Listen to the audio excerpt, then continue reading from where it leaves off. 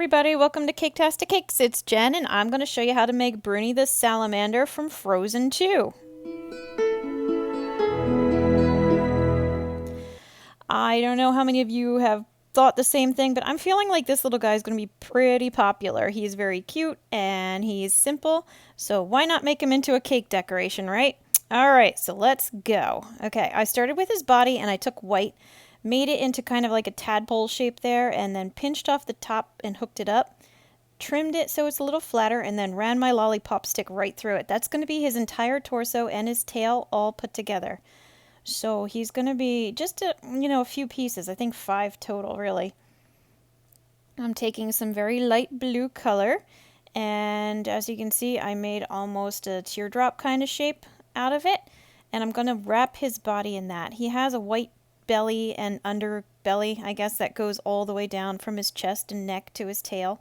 So I don't want to wrap him completely. That's why I just did it enough to come down on his sides and a little bit in the front there. You can see I'm going to trim off the extra because we don't want it to close in on the front. He's not wearing a cape. It should go straight up.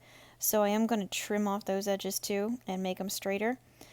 Okay, you can kind of see where I made the cuts there, but I didn't show it because you can figure it out. Just cut straight up. This is the head. I took, a ball that I felt like was a good size, looked like a good size for the body, and I flattened it out into more of an oval and then make it kind of triangular. He's got a very serpentine kind of shaped head. So he's got a little skinny snout in the front, and it flares out real big with his eyes. You saw I used that ball tool there to make eye sockets. His eyes are huge. They are very large, and I should have, you see I'm pushing in and kind of lifting up. I should have gone off to the side as well, because it turns out his eyes are a little more showing on the side than just the front of his head. More like a lizard, proper lizard, or salamander, excuse me, than an actual snake, kind of, But you got to keep that cute factor there. That line I'm making with the knife is his giant grin because he is super happy to the point of mania, in my opinion. He kind of goes a little overboard with the cheer, but whatever. Okay. Taking some more of the same color blue, and I rolled it out pretty big, and I'm just going to wrap the top of him. The blue comes down over his snout, and it outlines his mouth, but his entire mouth, like if he were to have little salamander lips, they would be white. So you don't want it to go down all the way to the line that you made. You just want it to rest above it a little bit. And I'm using my ball tool again to go around the mouth because it goes up and around and then goes under his head to, in theory, join up with the neck in, the right spots. So what I did is I just trimmed around the mouth using my X-Acto knife, trying to straighten it out, my edge a little bit.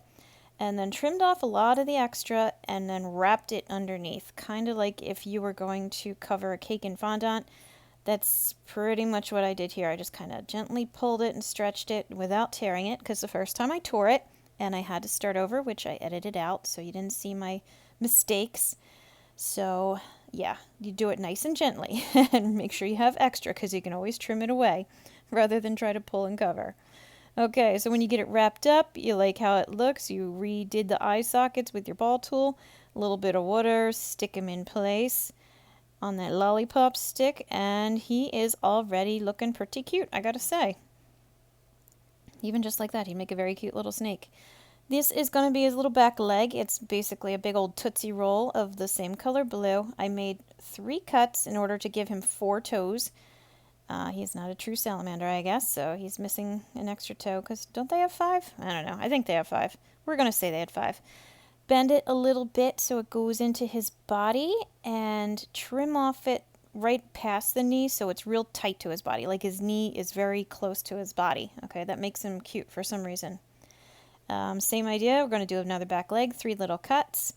Separate them out. Pinch off the toes so that they're pointed. They're not super pointed, so don't go crazy. He doesn't actually have little toe fangs or anything, but he does have his little toes. And again, bend it, trim it real close to the knee joint that you made. And then I use water and just attach it into place. It goes down pretty far on his body. His tail's not real long, so don't go crazy with the length of the tail, but, don't ignore it either. Make it perfect, just like I did, right? Okay, this is going to be a front leg. The front legs are a little bit thinner than the back legs. And they're also a little bit longer. They're not like a big difference, but it is a little bit different. A little thinner, a little longer, but same style as before. Just like before, you're going to bend it and trim it real close to that knee joint again. And again, using water, stick it on there. And there's the fourth leg, because I figured you watch me make 3. You don't need to watch me make the fourth one too. I'm going to start adding his little back designs now. He's got a little purple triangle as a diamond as a saddle, like a nice big one that goes across his back. And he's going to have a couple little ones. You can see this big mess of pile of little scraps where I keep making the wrong shape. Little 2 diamonds on his tail that kind of go sideways. You see how I'm doing them there? Like the long points are onto the sides rather than up and down like the other one. And he's got 2 kind of medium longer ones that go on his head, just like that. And once you get them into place, use a little water, glue them down. This is a black food coloring marker. Just made 2 little nostrils. And now I'm going to add his eyeballs. His eyeballs are rather bulbous. They do come out of his head, but not too crazy, so don't go nuts with it. Don't make it look like he's, going to lose his eyes in a moment or something.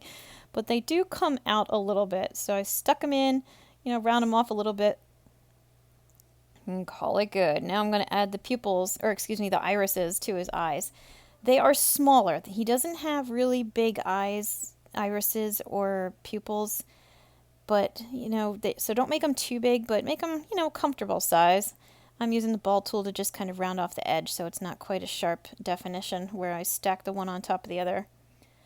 Okay, you can see there. And then he also has a darker, blue diamond on top of his saddle. So I figured while I've got this blue out, I'll just stick that on there. All right, so there. Okay, that's as far as his decorations.